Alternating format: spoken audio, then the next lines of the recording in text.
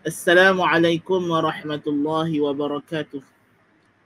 Alhamdulillahi rabbil alamin. Wassalatu wassalamu ala khatamil anbiya'i wal mursalin. Nabiyyina Muhammadin wa ala alihi wa sahbihi ajma'in. Amma ba'du. Hadirin hadirat, para pelajar, para penonton, semoga Allah Subhanahu wa ta'ala merahmati dan memberkati tuan-tuan, puan-puan dan diri saya. Kita masih lagi membincangkan al-atharul mu'ajjalah lil ikhlas. Kesan-kesan yang segera yang Tuhan Azza wa Jalla beri kepada orang yang ikhlas. Ya. Dan kita dah ambil hari itu di bawah kesan yang ke-8. Dia kata orang yang ikhlas ni Allah Azza wa Jalla akan mencukupkannya, menjaganya. Alhamdulillah. Dari pelbagai segi. Yang pertamanya, Allah akan menjaga dan melindunginya dari urusan manusia. Maka tidak ada yang boleh memudaratkan dia. Allah menyelamatkan yang keduanya. Ketika mana dia dalam keadaan susah, kita dah kata orang musyrikin, ya, orang musyrikin pun Allah Ta'ala selamatkan mereka ketika mana mereka mengikhlaskan bagi Allah doa ketika dalam susah. Takkanlah orang mukmin yang senantiasa mentauhidkan Allah Subhanahu wa Ta'ala, Allah Ta'ala tidak akan tolong dan selamatkan. Ya. Tentu sekali lebih lagi orang yang mukhlis, yang mukhlas akan diselamatkan oleh Allah Ta'ala daripada mara bahaya dunia dan akhirat. Ya. Ini yang penting. Pancaroba, huru-hara pasti berlaku dalam alam ini kerana alam semakin hari semakin menuju ke garis penamatnya. Ya. Tak payahlah sembang megah pasal sustainable growth and development and whatsoever. Tapi akhirnya alam ini tetap akan qiyamah. Waktu kita perlu ada satu sudut pandang Islam dalam masalah ini. Kalau kita nak ambil pakai pandangan orang kapiak, dia bagi dia ayak pun benda yang tak boleh nak bagi dia apa yang manusia tak boleh nak buat, semua tu tak boleh diperbaharui lah. Pasal dia tak percaya ada Tuhan yang mengawal alam. Kan? Dia ingat ayak tu hak mana duk ada dalam alam ni, hak tu kalau kita pakai habis dia tak. Dia tak tahu kata alam ni ada Tuhan hak duk mencipta, hak duk memberi, hak duk menyekat, hak duk menghapuskan apa yang dia kehendaki. Gitu tak? Bahawa alam ni ada dia punya controller, ada dia punya governor yang mengawal, yang mentadbir, yang mengurus atur. Ada orang kapiak dia tak percaya benda ni, PBB ke apakah, dia tak percaya benda ni. Sebab tu kita kena ada sudut pandang Islam dalam setiap perkara. Kan? Bagaimana kita melihat dan memahami dan menilai setiap isu dan kejadian. Dan ini penting. Penting sekali. Ya. Di sekolah-sekolah dulu bagi orang yang tak ambil pengajian Islam, depa ada bahkan subjek itu mungkin untuk orang yang bukan Islam, yang nak kenal Islam, dia ada subjek tasawur Islam. Tetapi subjek ini penting dan sepatutnya diperkemahkan dan diperkukuhkan dan boleh dijadikan subjek yang kita kata menyeluruh untuk semua orang Malaysia. Dia belajar kenal Islam supaya kita faham macam mana sudut pandang Islam yang sebenarnya terhadap isu-isu hubungan antara kaum. Dalam Islam dia tidak ada kaum yang lebih daripada kaum yang lain dari sudut ukhrawi. Ada tak ada? Kan? Tapi Islam mengiktiraf kedudukan bangsa dan kaum pada status duniawi ini. Dia ada peranan masing-masing. Bukan untuk macam kita dah belajar tafsir surah Al-Hujurat hari itu. وَجَعَلْنَاكُمْ شُعُوبًا وَقَبَائِلَ لِتَعَارَفُوا, untuk kita kenal mengenali. Itu tujuan. Tuhan jadikan manusia ni ada kepelbagaian warna kulit, bangsa, keturunan, bahasa. Dan masing-masing ada dia punya kemampuan. Dan semua ini bangsa apapun bila masuk Islam bersatu di bawah agama Islam. Itu yang pertama, kesatuan. Yang kedua, bangsa apapun, agama apapun bila masuk bernaung di bawah negara Islam, di bawah Islamic civilization, ketamadunan Islam, maka semuanya mendapat kedudukan yang wajar. Sebab itu dalam kerajaan Islam, dalam Islamic civilization, ini di antara benda yang kita kena betulkan. Bila kita cerita pasal ilmu sains dalam Islam, kedoktoran dalam Islam masalahnya, kita hanya sebut nama-nama orang Islam.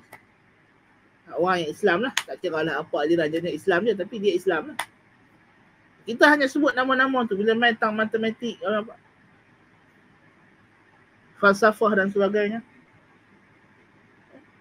Dan kita tak masukkan, sepatutnya bila kita sebut sains Islam, Islam di sini bukan kita maksudkan sekadar agama, tapi dia adalah the civilization, ketamadunan, kerajaan, khilafah. Sepatutnya tokoh-tokoh sains yang bukan Islam, tapi mereka ini hidup bernaung, mendapat sumber mereka, mendapat kemudahan melakukan penyelidikan dan digalakkan oleh kerajaan Islam adalah saintis Islam. Islam dengan makna Islam, bukannya Muslim, saintis Islam. Maksudnya orang yang hidup bernaung di bawah Islam dan menjayakan hasil kerjanya. Dan ini ramai. Sebenarnya jangan kita hadkan sudut pandang kita, menunjukkan bahawa kerajaan Islam itu kerajaan yang merentasi budaya, agama, bangsa sudah tentu sekali. Ini yang berlaku semenjak Nabi SAW memerintah kota Madinah, mengasaskan kota Madinah, kemudian bersilih ganti dengan Khulafa' Rashidin, bersilih ganti dengan kerajaan Bani Umayyah, Abbasiyah, kesultanan-kesultanan, empayar-empayar. Semua negara Islam adalah negara majmuk. Kita tidak kenal konsep macam kerajaan Roman Empire yang memaksa bila dia dah bila dia dah masuk Kristian, dia paksa orang jadi Kristian, bunuh siapa yang tak. Dia bukan Islam bukan macam tu. Kan? Sampai hari ini kita dah tahun 2022. Masih ada orang, masyarakat keturunan Nusantara Melayu yang masih kekal dengan agama Hindu di Bali. Ya. Masyarakat asli masih ada lagi yang hidup dengan agama mereka.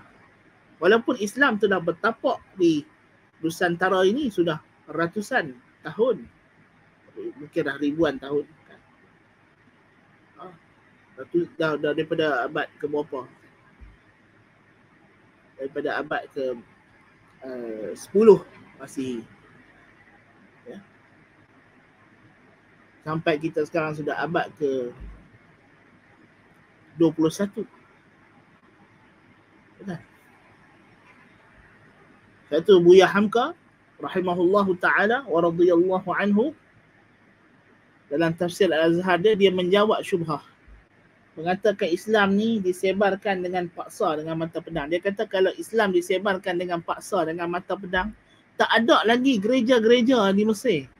Takkan ada lagi. Tapi kita dapati Islam masuk di Mesir zaman Umar ibn Al-Khattab radhiyallahu anhu. Dan sampai ke hari ini, bahkan sampai ke zaman kita hari ini, Mesir masih ada gereja Qibti dia. Masih ada dia punya padri besar dia. Tidak dihilangkan. Kalau Islam ni datang bunuh pedang, masuk Islam kejap aku bunuh. Takkan tak ada lah. Kan? Tak ada lah orang Kristian lagi di Andalus, di Spanyol, di France, di mana. Ya. Tidak ada paksaan dalam memeluk Islam. Tidak boleh paksa. Bahkan tidak sah. Kalau masuk Islam secara paksa, tidak sah Islam dia. Kan? Kita tak iktiraf.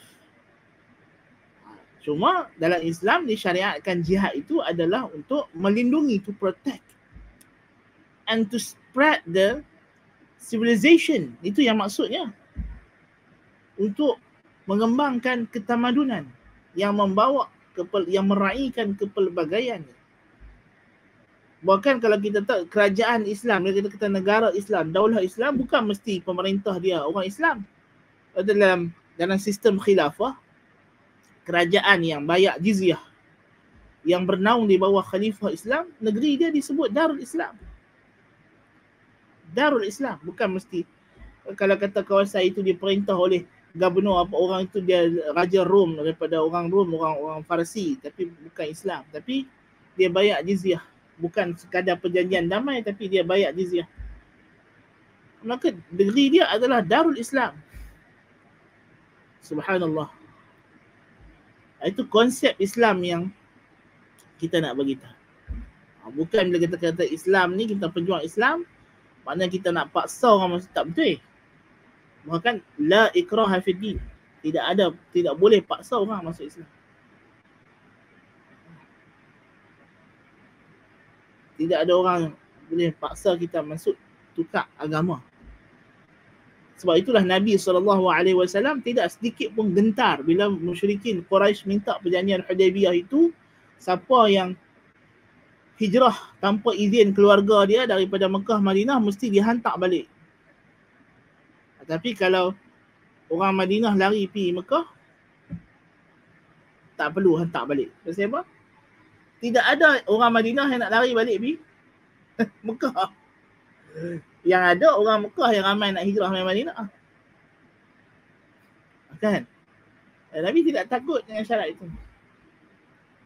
Subhanallah. Sebab Islam itu bila sudah macam kata Heraklius, dia tanya kepada Abu Sufyan yang ketika itu belum masuk Islam, ada orang yang masuk agama Muhammad ni, agama Nabi ni, yang keluar daripada agama tersebut kerana benci kepada agama itu, kerana tak berkenan kepada agama itu sendiri. Saya kata tak ada. Bahkan pengikut dia makin hari makin bertambah.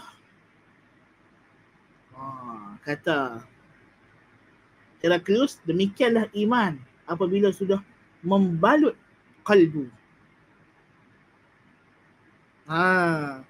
Iman dia sudah balut kalbu, dia takkan tanggai dah. Dia takkan tanggai. Yang tanggai ni kalau dia tak balut, dia hanyalah bukannya membalut, dia hanya diletakkan sebagai hiasan orang munafikin. Itu mungkin. Na'udzubillah min zalik. Tapi iman kalau sudah balut kalbu kita, dia takkan tanggai. Itu dia. Dan dia bertambah, takkan berkurang. Pengikut agama Allah Ta'ala ni bertambah. Kita tengok di UK sekarang, statistik terbaru menunjukkan penurunan yang mendadak bagi orang yang menganut agama Kristian. Islam pula makin bertambah. Orang Kristian duk keluar. Sama ada masuk Islam ataupun jadi agama lain, ataupun jadi atheist, ataupun jadi irreligious. Ya? Bahkan ada di kalangan mereka yang dan mungkin tidak diiktiraf oleh gereja sebagai Kristian kerana sudah meninggalkan Trinity, jadi Unitarian masalahnya. Unitarian ni orang yang tak percaya kepada Trinity, percaya kepada Allah Ta'ala yang Maha Esa dan Isa sebagai Rasul, Prophet.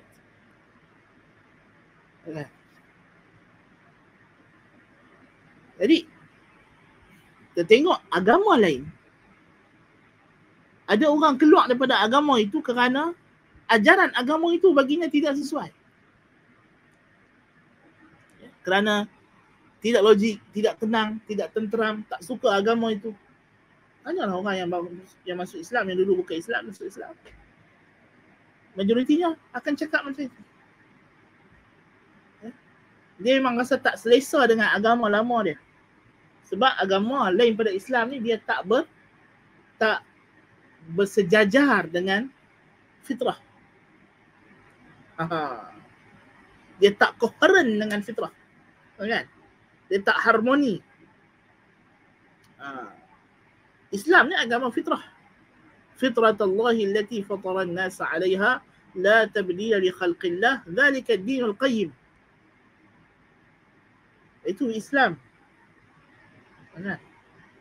Jadi bila Islam itu adalah agama fitrah, bila jumpa Islam hati jadi tenang. Bila kita lapar nak makan, kita makan benda-benda yang tak mengenyangkan, benda-benda yang bukan makanan utama kita, dia takkan rasa kenyang. Kita lapar, orang Melayu lapar, makan roti, makan biskut, makan, dia tak kenyang apa tu. Mai kena nasi sejemput, lega dia kata. Kenyang. Kan? Pasal fitrah orang Melayu tu dia dengan makan nasi. Kan? Dia kalau kita bagi dia segala potato, segala bagi dia itu lauk je. Walaupun potato karbohidrat. Kan? Kan? Dia pergi makan IKEA meatball, tengok meatball ada potato, ada apa. Dia kata ni makan lauk je ni. Bukan bimah baru. Lagi dia mencari nasi.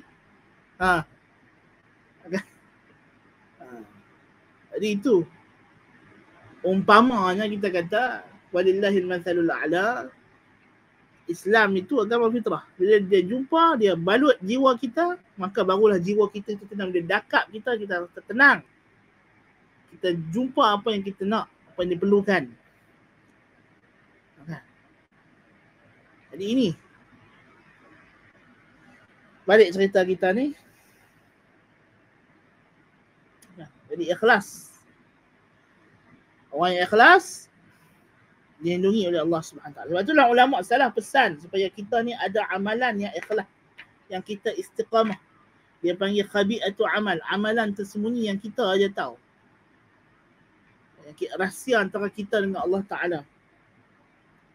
Kata Abdullah ibn Daud al-Khuraibi, kanu yastahibbuna, adalah mereka, siapa mereka? Ulama salaf. Yastahibbuna an yakuna lirrajul khabi'atun min amalin salih la ta'lamu bihi zawjatuhu wala ghairuha. Dia pun suka supaya seorang itu ada amalan salih yang dia sembunyikan, yang siapa pun tak tahu, termasuk isteri dan lain-lain. Bini dia pun tak tahu. Okay. Ini banyak amalan soleh yang paling mudah yang macam ni, sedekah lah yang kena. Kita set dalam akaun kita itu, bini kita pun tak tahu. Rupanya kita bulan-bulan ada duk masuk dalam tabung mana RM10 dia potong. Siapa pun tak tahu. Nah, itu contoh. Contoh. Jadi itu di antara kata apa? Cara kita nak mendidik diri kita ikhlas.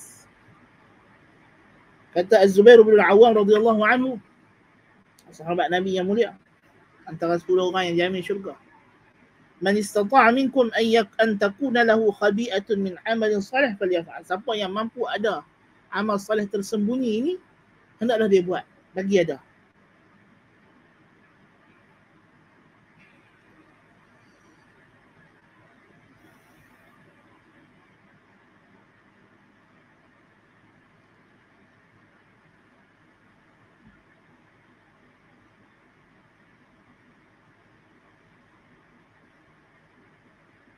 Jadi kita kena ada satu sarirah, rahsia antara kita dengan Allah, keikhlasan dalam hati itu yang penting.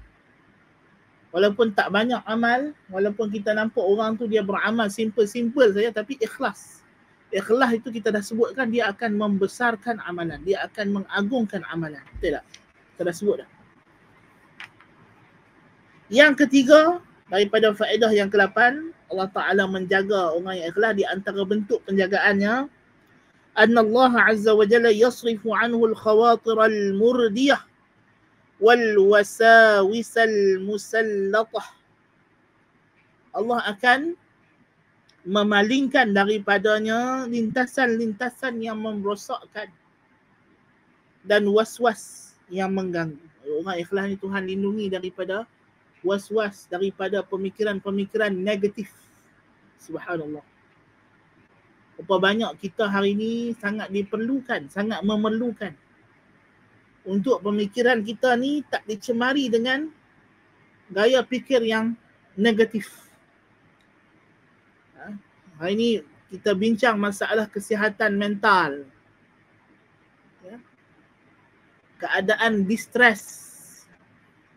Distress, tekanan yang membawa kepada arah negatif. Kalau sebut stres tu umum, stres tu ada yang positif, ada yang negatif. Keadaan distress itu membawa kepada kecenderungan untuk membunuh diri. Nasallallahu al-afiyah. Dan ini adalah kerana, dan kalau tidak ada kemantapan iman, akan menyebabkan orang itu senang untuk melakukan. Yang nak menjaga itu adalah iman. Kalau ada kecenderungan itu, ingatlah Nabi SAW, Nabi kita Muhammad SAW, Allah Ta'ala kata dalam Quran, وَمَا أَرْسَلْنَاكَ إِلَّا رَحْمَةً لِلْعَالَمِينَ. Nabi pun beritahu, ana Nabiur Rahmah, aku ni Nabi Rahmat. Nabi ni rahmatan lil alamin. Dia bawa kasih sayang, belah kasihan. Dia adalah belah kasihan Tuhan kepada alam. Simpati Tuhan kepada alam. Sebagai satu bentuk simpati Allah kepada makhluknya, dia utuskan Nabi kita Muhammad SAW dengan syariat yang meringankan. Bimbingan yang mudah untuk mencapai kejayaan dunia dan akhirat. Tu pun Nabi SAW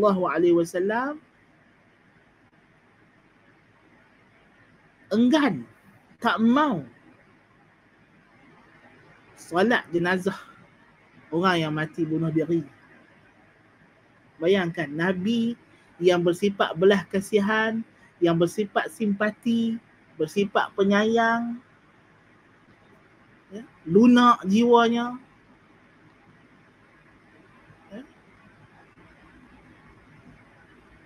Nabi salat orang yang berzina, jenazah dia. Orang yang kita kata Nabi bertaubat pada zina. Dalam ajaran Nabi Muhammad SAW diceritakan orang yang dah bunuh 99 orang. Nabi cerita kat kita, Nabi bagi tahu. Satu orang bunuh 99. Lepas tu tambah lagi cukup 100. Tapi kerana dia dalam jalan nak pergi bertobat, mati turun jalan, disebabkan dia dekat dengan tempat yang nak bertobat, dapat keampunan Allah Ta'ala. Subhanallah. Dahsyat jenayah bunuh ni. Tapi dalam syariat Islam, pembunuh yang begitu kejam, mati dalam keadaan nak bertobat, belum tobat. Dalam usaha nak bertobat. Dah berazam, dah berusaha tapi tak sempat, mati. Tuhan ampun. Subhanallah. Tapi orang yang bunuh diri sendiri, walaupun dia berjuang di medan jihad, syahid. Zahirnya syahid. Kan? Satu orang lelaki dijumpai syahid dalam medan perang. Semua orang kata berbahagialah dia ni, hebat tadi masa perang, mati syahid ahli syurga. Nabi kata tak, bal huwa finnar. Bahkan dia dalam neraka. Semua orang terkejut. Semua orang terkejut. Macam mana Nabi boleh kata dia ni dalam neraka? Ha? Tiba-tiba satu orang kata, ya Rasulullah, aku tahu. Pasal apa aku duk follow dia masa medan perang, aku dengan dia. Sebenarnya dia ni, lepas dia dah kena luka banyak, dia tak tahan sakit, dia tikam diri dia sendiri. Dia bunuh diri. Lepas dah berjihad lawan orang kafir, dah luka, dia tak tahan sakit, dia bunuh diri.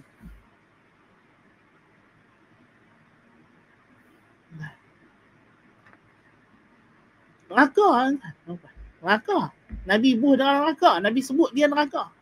Allah Ta'ala hukum dia dengan neraka. Allah Ta'ala tak pandang sikit pun jihad dia lah tadi. Subhanallah. Besarnya jenayah di sisi Allah Ta'ala bunuh diri. Hak ni. Hak Islam. Sudut pandang Islam.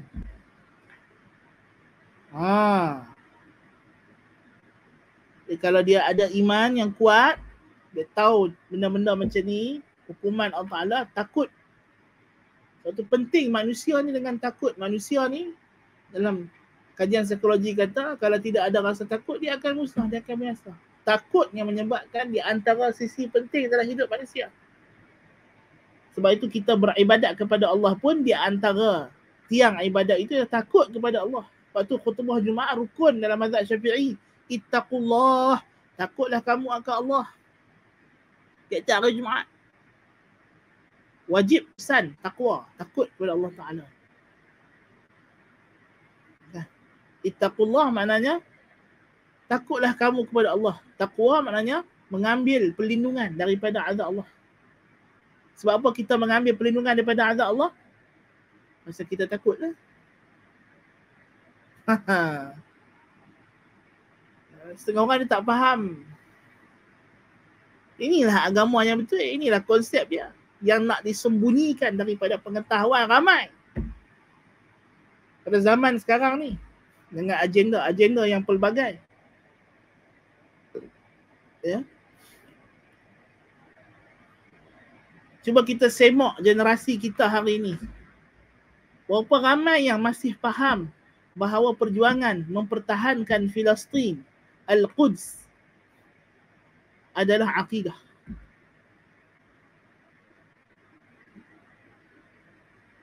Berapa ramai yang faham benda ni? Saya takut generasi yang mendatang sudah tidak kenal lagi apa itu cerita Al-Quds. Apa itu Filastin? Kenapa kita berjuang pertahankannya? Kenapa kita yang duduk di Malaysia jauh beratus ribu kilometer daripada tempat itu duduk sibuk-sibuk nak pertahankan? Pasal apa ketika mana negara-negara Arab, tarut Arab sanggup bercium dengan orang Yahudi, dengan Zionis, kita masih lagi dalam pasport tak boleh masuk Israel. Masih lagi tidak mengiktiraf Israel sebagai sebuah negara. Tidak ada hubungan diplomatik.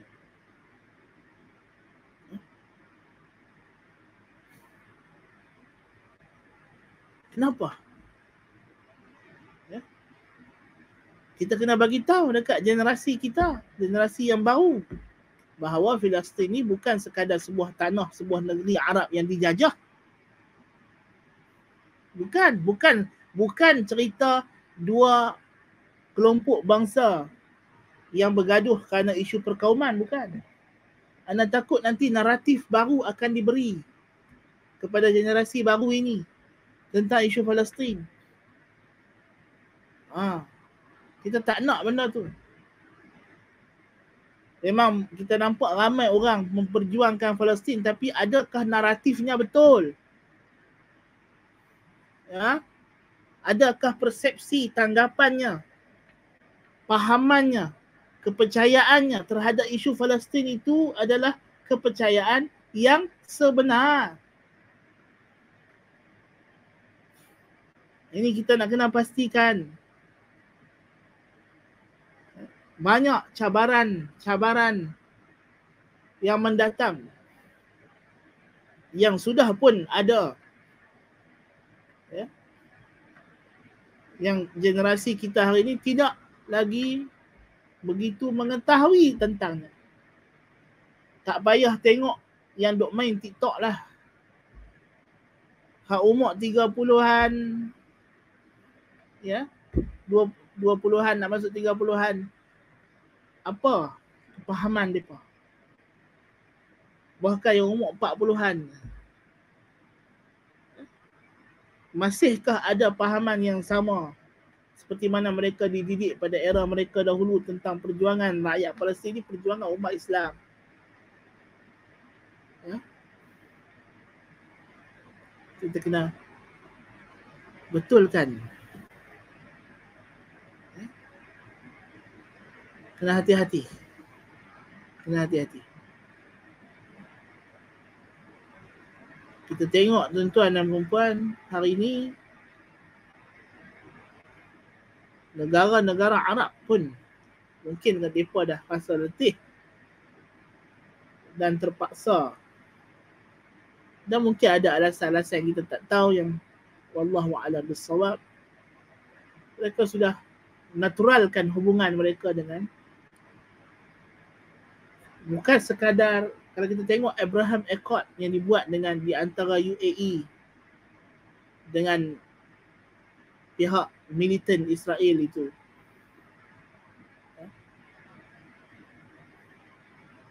dia bukan sekadar perjanjian damai di antara dua pihak yang berperang yang melibatkan menaturalisasikan sikap, bahkan nak memupuk budaya. Tapi alhamdulillah Allah Ta'ala tunjuk masa World Cup baru ni, ya, masih duk berlagu lagi, yang masih duk berlangsung lagi lah, bagaimana masyarakat Arab sebenarnya masih menolak hubungan dengan negara Yahudi, negara haram militan Yahudi, Israel Zionis, dan tidak menerima apa yang dibuat. Mungkin kalau kata negara Arab ini, tuan-tuan, buat pilihan raya macam kita, parti yang mengiktiraf negara itu kalah dah. Kan? Kerana rakyat tidak terima. Ya? Tapi itulah. Tapi mereka akan cuba. Kerana dalam Abraham Accord itu termasuk dalamnya usaha-usaha untuk menukar sukatan pendidikan, nak didik rakyatnya supaya menerima. Sampai tahu tu, menerima. Itu masalah itu. Masalah itu.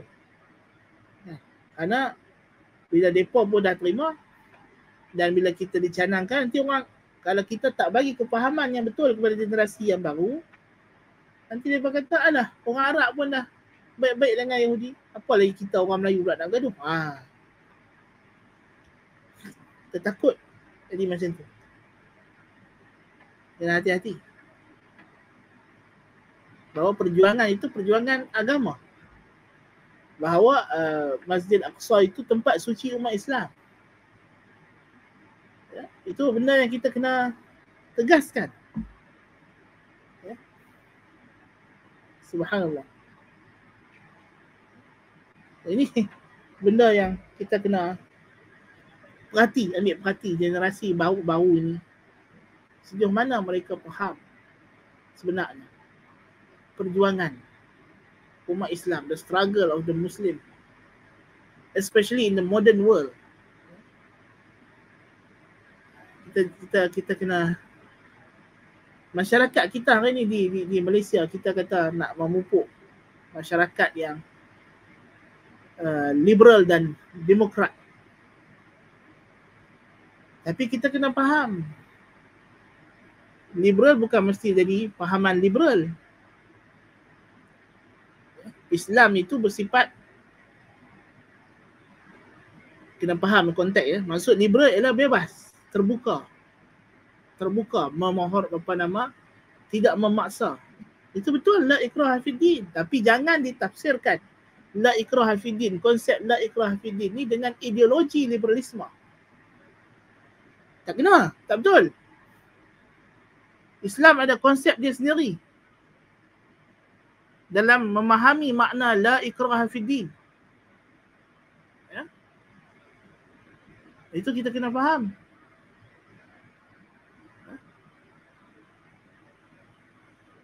Islam ada konsep dia sendiri dalam bila kita kata pemerintahan itu mesti mewakili rakyat. Maksudnya Nabi SAW letakkan konsep pemerintah itu khiyaru a'immatikum alladhina tuhibbunahu wa yuhibbunakum. Ini pemerintahan yang terbaik yang Islam nak ialah mestilah hubungan rakyat dengan pemerintah saling cinta mencintai. Makna kata pemerintah itu mestilah orang yang disukai. Bahkan jangan kata jadi pemerintah negara, tuan-tuan dan puan. Kita belajar fiqh, kita diajar imam solat. Imam solat makruh imam solat itu kalau dia orang yang tak disukai oleh makmum. Jangan kata nak merintah negara. Imam solat di antara ciri-ciri yang diletakkan walaupun bukan syarat utama, tapi untuk memastikan keharmonian masyarakat. Jangan sampai nanti ada orang tak selesa nak sembahyang kerana imam tu dia tak suka orang tu. Maka diletakkan imam solat tu mestilah orang yang tidak dibenci oleh para makmum. Subhanallah. Apatah lagi yang nak menjadi imam negara. Kan? Dia mestilah orang yang dicintai oleh rakyat dia. Barulah pemerintahan itu akan berjalan lancar. Tapi Islam juga faham akan ada situasi di mana berlaku perkara sebaliknya. Wa syiraru a'immatikum alladhina tubghidunahum wa yubghidunakum wa tal'anunahum wa yal'anunakum. Pemerintah kamu yang paling teruk ialah yang kamu benci depa pun benci kamu. Hubungan benci, hatred toward each others. Mereka melaknat, mengutuk kamu mengutuk mereka. Itu paling teruk. Tapi Nabi SAW meletakkan had sempadan. Kita nak benci pemerintah itu sampai ke tahap mana?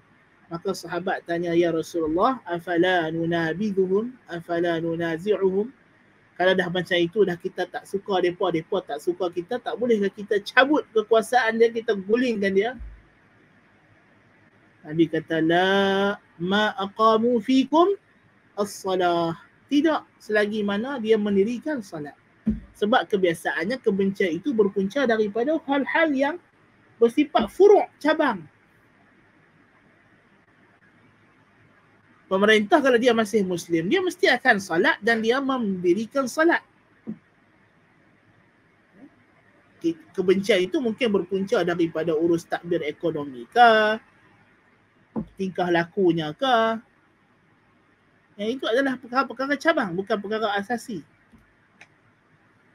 Bukannya benda yang melibatkan maksad yang paling utama dalam pemerintahan, iaitulah menegakkan agama Allah Subhanahu wa taala. So as long as dia menegakkan agama, dia tidak menghilangkan keseluruhan maqasid syar'iyah dalam menegakkan pemerintahan, kena taat dalam perkara ma'ruf.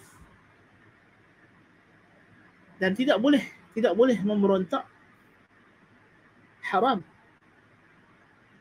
Ini tengok konsep kerajaan politik Islam yang Allah Ta'ala letakkan. Begitu cantik tersusun. Dan sekarang ni jadi perdebatan di Indonesia sebab kerajaan Indonesia hujung kalinya akan mengharamkan zina. Zina itu memang haram dalam kalangan umat Islam. Tapi sekarang dia akan buat satu undang-undang, maksudnya rakyat Indonesia semuanya. Tak kira dia agama apa, bangsa apa, dia tak boleh berkesetujukan tanpa berkahwin.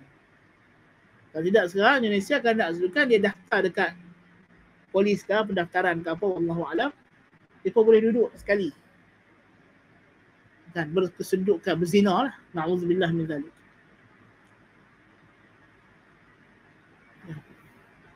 Tapi akan diharamkan. Datang orang kata kerajaan mana boleh kawal moral rakyat. Tapi dalam Islam tidak. Dalam Islam pemerintahan itu ialah wal takum minkum ummatun yad'una ilal khairi wa ya'muruna bil ma'ruf wa yanhauna 'anil munkar. Itu tujuan kerajaan.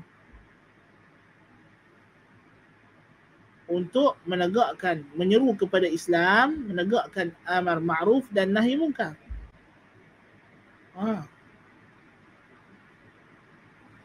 Itu adalah konsepnya. Itu adalah asas wilayah kepimpinan dalam Islam.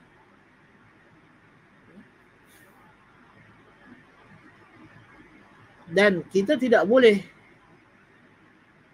dengan kerana ada kesilapan pihak pentadbir, kita terus nak buang yang asas. Tak boleh. Jadi bila kita faham benda-benda macam ni, barulah kita faham macam mana nak pilih pemimpin apa. Tapi adakah rakyat kita itu diberikan, kita sebagai orang ramai ni diberikan pengetahuan, pendedahan? Adakah budak 18 tahun yang pergi mengundir itu dia faham semua benda-benda ni semua? Didikan tidak ada.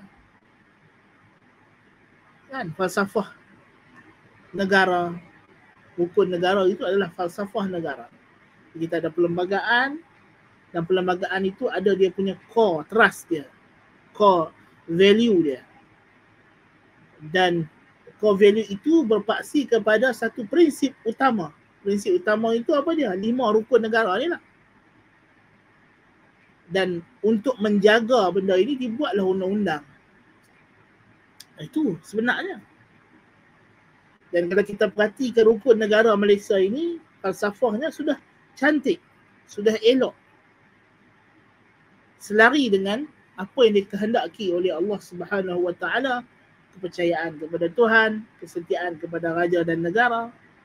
Ini semua prinsip Islam. Ya. Keluhuran perlembagaan, kedaulatan undang-undang, keluhuran perlembagaan, mana kita kena pegang undang-undang yang tertinggi itu, mesti dihormati. Yang kita kata core value dalam perlembagaan itu, kedudukan agama Islam, agama persekutuan, raja-raja Melayu, hak istimewa orang Melayu dan putera. Ini core value perlembagaan, mesti diluhurkan. Tak ada siapa boleh pertikai. Tak ada siapa boleh bercakap mempertikaikan, sebab dia luhur. Itu keluhuran perlembagaan tu. Kan? Kedaulatan undang-undang mana tak ada siapa dikecualikan daripada undang-undang. Undang-undang kalau dah buat, siapa buat salah mesti kena hukum. Tak kira lah dia menjawab jawatan ke tak menjawab jawatan ke. Kan?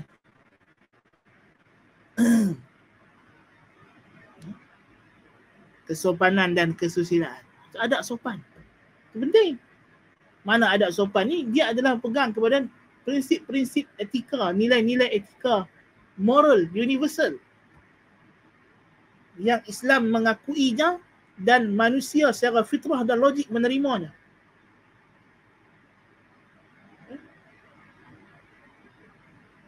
Ini antara benda-benda yang telah ditegaskan dalam Islam. Itu kalau raja-raja Melayu kata kita kena kemah rukun negara. Itu betul. Dan yang di-Pertuan Agong tahun lepas masa sambutan 50 tahun rukun negara tu, dia dah habaq. Dia dah kata dah. Kan? Kalau kita faham rukun negara ini, maknanya rukun negara, kata Pertuan Agong, menuntut supaya negara bangsa ini, bangsa Malaysia ini dibina di atas pegangan agama yang teguh dan kesetiaan yang tidak berbelah bahagi kepada raja. Itu kalau nak jadi bangsa berjaya, itu dia. Jadi orang Islam kena perkemah pegangan agama. Dan core agama kita tu ni lah ikhlas kepada Allah Ta'ala. mengikhlaskan diri, mentauhidkan Allah Subhanahu wa taala. Kita kena pegang betul. Kan? Untuk mengelakkan kita terancam dengan pelbagai ancaman. So kita tahu hari ni orang pergi belajar luar negara, mereka terkesan dengan falsafah luar, cara fikir luar. Lepas tu balik ke Malaysia, mereka ni mungkin diberi jawatan-jawatan. Kita tak nak mereka mengubah. Kita kena pegang teguh. Kita tengok apa yang berlaku di Saudi. Itu semakin hari falsafah negaranya semakin diubah. Amalan dan negaranya semakin hari semakin diubah, ditukar. Ya. Itu kita tak mahu. Ya. Jadi macam Saudi. Ya. Kita kena pastikan kita kena bertahan dengan apa yang ada. Jangan sampai yang dikejar tidak kesampaian, yang dikenong berkeciciran. Nah. Itu kita kena tengok apa jadi dekat UAE, apa jadi dekat Qatar, apa jadi dekat negara-negara ni dulu. Semua ni negara yang kuat pegangan agama di peringkat pemerintah sampai rakyat. Tapi sekarang tinggal rakyat, pemerintah itu sudah. Tapi itu pun kerana rakyat juga. Kalau rakyat tidak berubah, pemerintah dia pun takkan berubah. Dan dia ada hubungan timbal balas. Ya, masing-masing. Jadi itu kita kena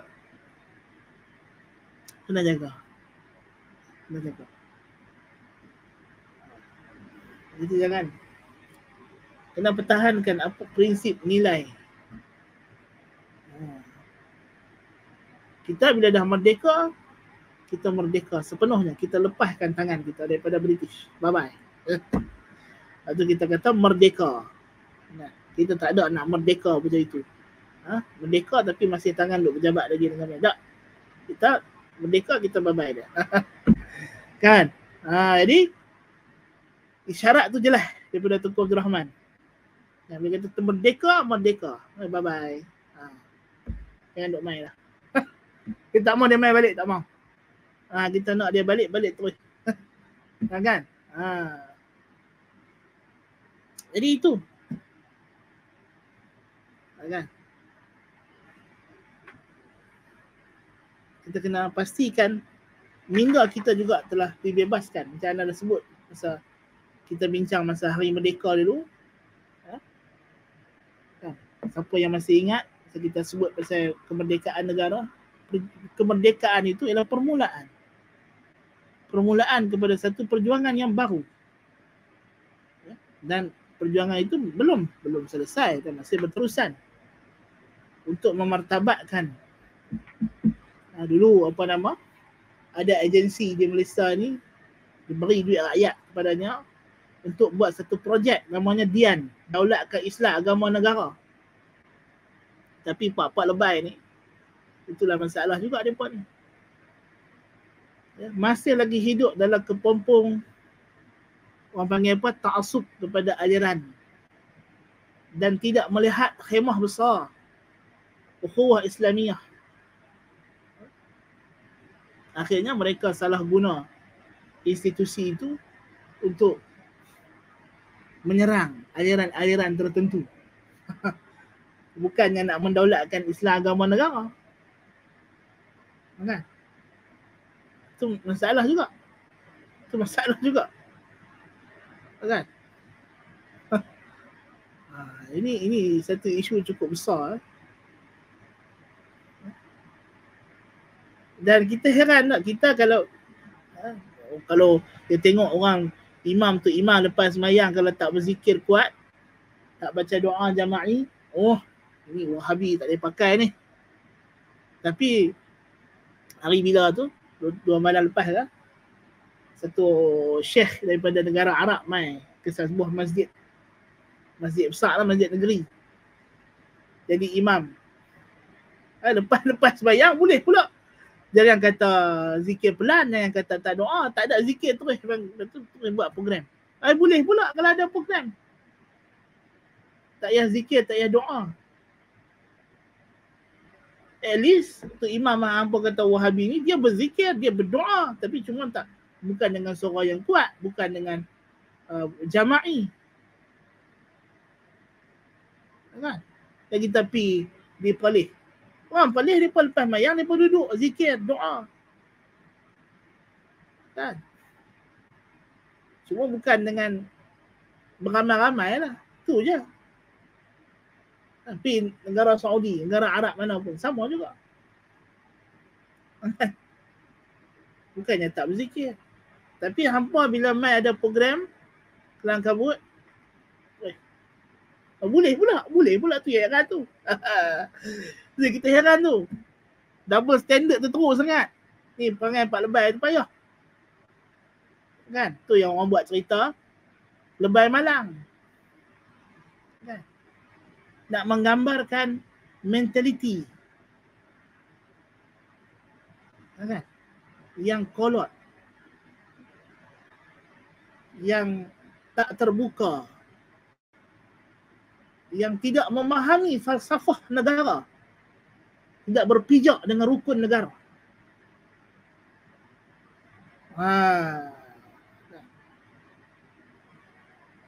Dan tidak akademik. Tidak akademik. Tu masalah tak akademik. Dia kalau kita apa benda pun, kalau kita bertarung secara akademik, tak ada masalah.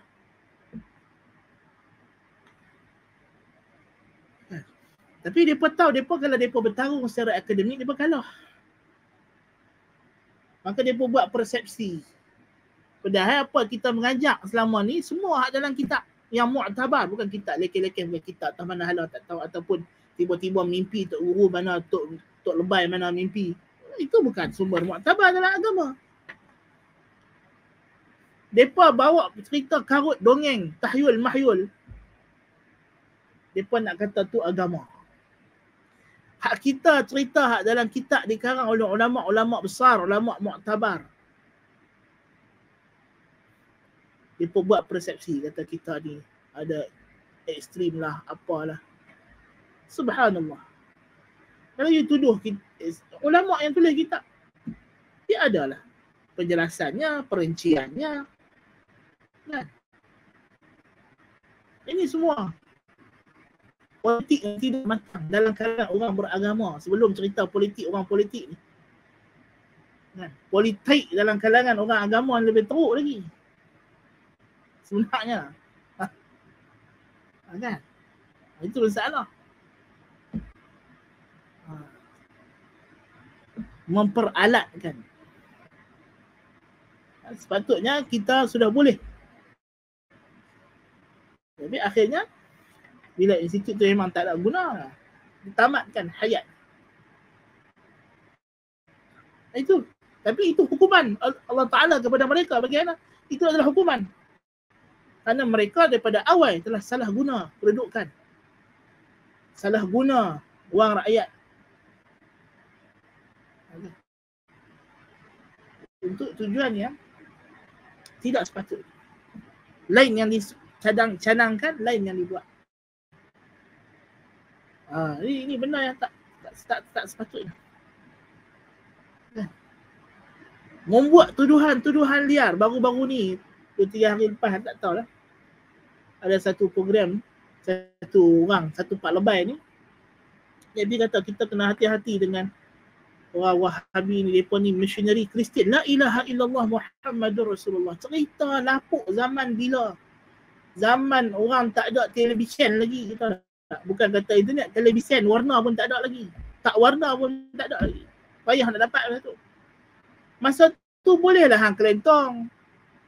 Kaum muda menjadi punca orang murtad, apa semua. Ini cerita karut, tahyul, mahyul. Kan? Sepatut kita kena file defamation suit. Tak ada orang macam ni. Kan? Buat cerita bohong atas nama dia Pak Lebay. Kan? Subhanallah.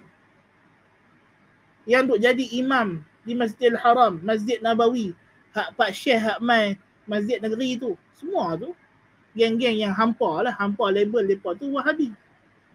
Tiba-tiba hampir cakap dekat satu majlis, hang kata orang Wahabi ni missionary Kristian. La ilaha illallah. Lepas tu yang hang ambil dia mai jadi imam Masjid Negeri tu apa?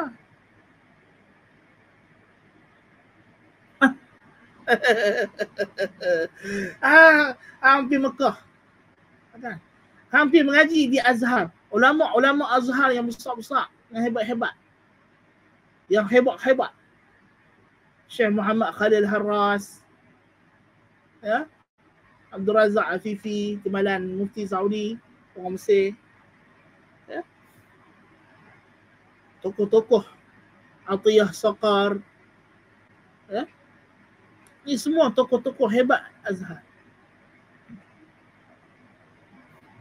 Semua ni dituduh Wahabi belaka. Awak mereka ni missionary Kristian ke? Ya betul hang ni. Heran. Dia bubuh lebay, dia buang otak ke mana? Kan? Otak dia pun remuk macam lebay dia juga. La ilaha illallah Muhammadur Rasulullah. Cakap tak ada kelogikan langsung. Kan? Ini kalau ambil mantik ni confirm fail terus. Tak ada markah. Kan? Silap hari bulan pemeriksa boleh koyak atas dia buang tu sampah. Tak ada asas logika langsung. Subhanallahil azim. Ajaib. Macam mana masih ada lagi orang yang begini kolot, yang begini tak ada maklumat,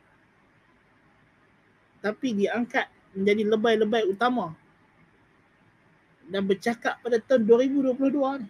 Nak masuk 2023 dah, lagi berapa hari ni. Dan kita dah tahun 44 Hijrah. Dah masuk Jumadal Ula. Dah nak pertengahan Jumadal Ula, dah nak pergi Jumadal Akhirah. Nak pergi 1445. Dah nak menghampiri separuh abad ke-15 Hijrah. Syekh Kamal Hassan dah tengah duk susun silibus untuk masuknya kurun ke-16 Hijrah. Supaya pendidikan Islam, pengajian Islam itu memenuhi cabaran-cabaran era baru. Itu orang akademik, orang yang ada ketokohan, yang fikir secara waras, memberi sumbangan kepada umat. Bukan macam lebih-lebih kolot ni. Tapi sayang, orang yang ada wawasan yang begini hebat, yang jasanya begitu besar dalam akademik, tidak begitu diangkat, dan tak, kalau dia bercakap pun tak didengari. Dia beri jawatan hanya untuk tunjuk kata kerajaan ni ada. Kan? Tapi orang yang tak ada pemikiran, yang tak ada wawasan, ini masalah. Very, very trouble. Kan?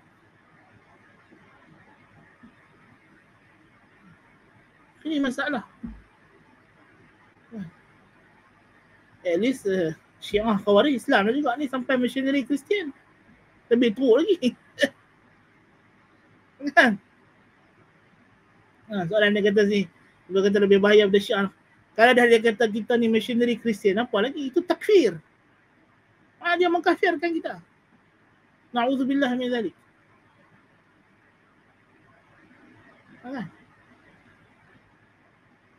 Paling kurang Syiah tak semua kafir, Khawarij tentu dah Islam. Tapi ni Kristian. Apa ni? Tuduh orang keluar daripada Islam tanpa bukti, tanpa dalil. Kesalahan jenayah syariah. Kan? Subhanallah. Jadi ini benda yang kita kena, tak boleh diam naknya. Tapi itulah. Kita ada juga kritikan dalaman, kan, kepada orang yang menjadi pembawa panji dakwah Ahli Sunnah wal Jamaah di Malaysia ni pun. Banyak juga krisis kepimpinan dan masalah dalam benda yang sama juga.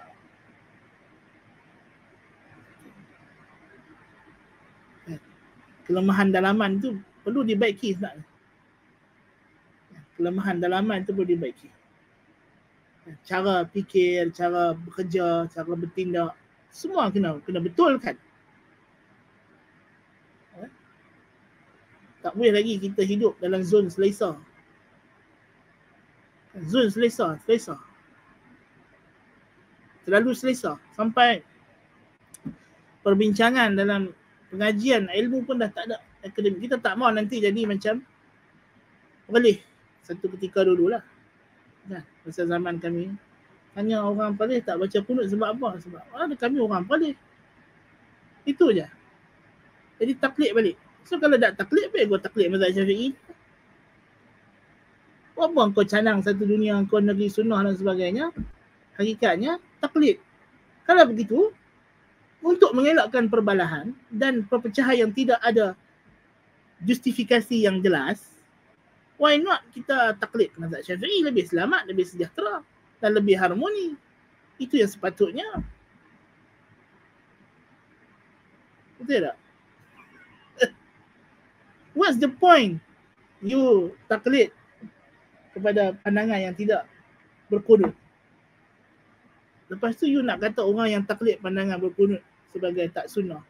Apa benda ni? Kan? Apa benda ni? Sedangkan kunut subuh ini dalilnya bukan calang-calang, bukannya lemah. Kuat juga. Tapi jadi isu bergaduh umat Islam, benda yang tidak ada justifikasi ni lah. Kenapa nak bergaduh? Itu kita tak mahu jadi macam tu. Kita nak pengajian kita mesti kepada ilmu, mesti kepada pendedahan akademik. Dan kalau ustaz-ustaz tidak bawa perkara tersebut, siapa nak bawa? Kalau ustaz-ustaz tidak bawa, tidak upgrade pemikiran anak murid, siapa nak upgrade pemikiran anak murid dia? Tapi kalau dah ustaz pun tak upgrade pemikirannya, macam mana dia nak upgrade pemikiran anak murid? That's the issue. Kan? Setengah-setengah ustaz dia rasa selesa. Jadi ustaz tak sambung mengaji apa semua. Dia rasa selesa, dia ada ilmu. Ilmu dia dekat tu. Tapi kalau kita test dia tak boleh. Tak boleh pi. Nah. Itu masalah. Nasallallahu al-afwa wal-afiyah. Mudah-mudahan Allah Ta'ala bagi hidayah kepada diri yang bercakap ni dan mengampunkan segala dosa-dosanya, dan juga kepada tuan-tuan dan perempuan dan kepada umat Islam seluruhnya. Aqulu qawli hadha wa astaghfirullahal azim li wa lakum. Subhanakallahumma bihamdika asyhadu an la ilaha illa anta astaghfiruka wa atubu ilaik. Wa sallallahu ala Muhammadin nabiyil ummi wa ala alihi wa sahbihi ajma'in. Assalamualaikum warahmatullahi wabarakatuh.